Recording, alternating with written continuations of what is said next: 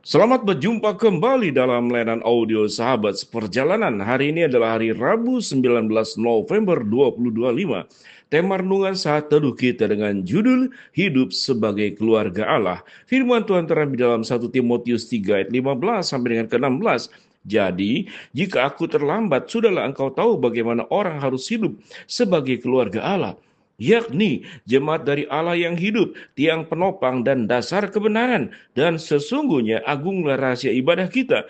Dia yang telah menyatakan dirinya dalam rupa manusia, dibenarkan dalam roh, yang menampakkan dirinya kepada malaikat-malaikat, diberitakan di antara bangsa-bangsa yang tidak mengenal Allah, yang dipercayai di dalam dunia, diangkat dalam kemuliaan. Mari kita berdoa.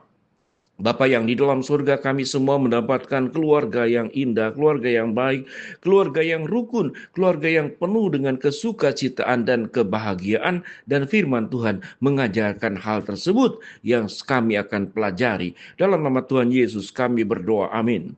Shalom sahabat seperjalanan yang dikasihi Tuhan. Sewaktu kita berumah tangga, dari awal kita mulai memikirkan rumah tangga, lalu kemudian melaksanakan, memutuskan pemberkatan resepsi, semua bermimpi dan berharap rumah tangga itu yang dibentuk adalah rumah tangga yang penuh dengan kebahagiaan, sukacita, saling mengampuni, saling mengasihi, saling menopang, saling menolong, saling menghargai. Dan itu tentu adalah semua harapan. Tidak ada orang yang berumah tangga lalu berharap sesudah berumah tangga 6 bulan 1 tahun didoakan supaya rumah tanggaku hancur lebur, berantakan dan terpisah. Tidak ada orang yang bermimpi seperti demikian. Setiap orang berumah tangga memikirkan bagaimana rumah tangga itu menjadi indah dan baik. Setiap keluarga berharap tidak hanya hubungan suami istri yang indah dan baik, tetapi sewaktu anak-anak tumbuh pun berkembang dengan baik. Kita bisa sebagai orang tua mampu mengasuh, membimbing anak-anak, bahkan sampai kemudian anak-anak menikah, lalu mereka juga berumah tangga, terlahirlah cucu dari rumah tangga anak-anak kita. Tentu doa kita pun anak cucu hidup di dalam pimpinan dan kebaikan Allah, dan mereka hidup di dalam kerukunan. Itu mimpi semua orang. Walaupun kemudian kita tahu dengan jelas ada banyak problem dalam masalah yang seakan-akan sulit diselesaikan. Tapi mimpi rumah tangga adalah mimpi rumah tangga yang indah. Dan kita mengatakan bagaimana menciptakan rumah tangga yang baik, yaitu hidup sebagai keluarga Allah. Jadi rumah tangga kita, baik dalam konteks dalam 1 Timotius, itu adalah jemaat gereja yang dipimpin oleh Timotius, diberikan nasihat oleh Paulus. Bagaimana ada rumah tangga itu menjadi keluarga Allah. Apa yang firman Tuhan katakan? Ciri-ciri hidup sebagai rumah tangga dalam keluarga Allah. Firman Tuhan berkata, hiduplah sebagai keluarga Allah, yakni jemaat dari Allah yang hidup, tiang penopang dan dasar kebenaran. Artinya, rumah tangga yang baik, rumah tangga sebagai keluarga kerajaan Allah, dan baik gereja juga, yaitu tiang penopangnya dan dasar kebenarannya adalah Allah sendiri. Kalau kita melihat dalam rumah tangga, setiap kita masing-masing membawa sifat sendiri, budaya sendiri, kebiasaan sendiri, bahkan ego sendiri. Ego, budaya, kebiasaan tidak boleh ditetapkan sebagai kebenaran. Tidak boleh ditetapkan sebagai tiang penopang, sebagaimana yang firman Tuhan katakan. Kebenaran dan tiang penopang, kebiasaan kita, budaya kita, latar belakang keluarga kita, harus tunduk sepenuhnya kepada kebenaran Allah. Dan kita tidak boleh menjadikan ego kita sebagai tiang dalam rumah tangga, dalam komunitas gereja. Tetapi tiang itu adalah kebenaran yang berasal daripada Allah sendiri. Tatkala rumah tangga sebagai keluarga Allah menjadikan Allah sebagai tiang penopang, kebenarannya sebagai tiang penopang, sesungguhnya setiap orang itu tidak boleh saling memimpin. Setiap orang itu harus memberi dirinya, menjadikan Allah sebagai pemimpin buat pribadinya sendiri. Sehingga baik suami, baik istri, oma, opa, kakek, nenek, anak, cucu, mereka sesungguhnya di bawah kepemimpinan daripada firman Allah sendiri.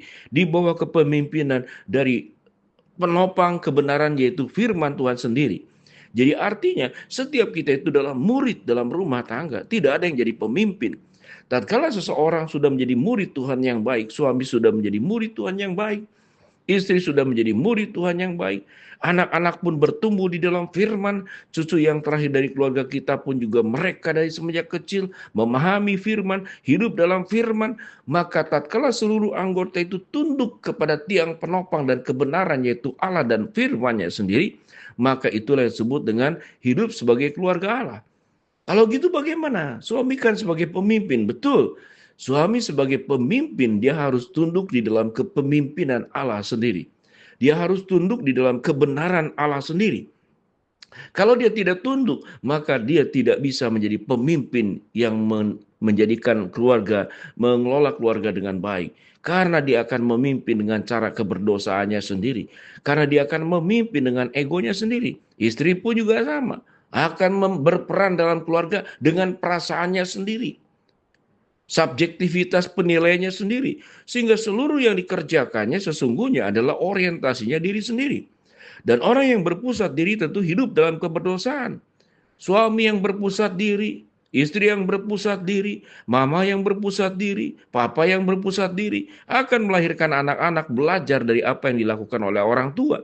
Sehingga jangan heran kalau anak-anak kita menjadi egois, anak-anak kita menjadi anak-anak yang keras kepala, anak-anak kita menjadi anak-anak yang sulit untuk dinasehati dan diajar. Mengapa? Karena kita sebagai orang tua pun sulit dan untuk dinasehati dan diajar oleh kebenaran firman Allah.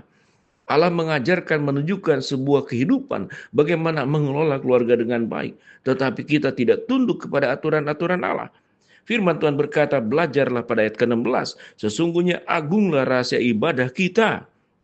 Dia yang telah menyatakan dirinya dalam rupa manusia, diberitakan di antara bangsa-bangsa yang tidak mengenal Allah, yang dipercayai di dalam dunia diangkat dalam kemuliaannya. Bagaimana Kristus itu mengosongkan dirinya dan mengambil rupa sebagai manusia. Setiap anggota keluarga dimulai dari orang tua, dari mulai opa-opa, harus mengosongkan dirinya. Saya banyak bertemu dan sahabat seperjalanan pun sama.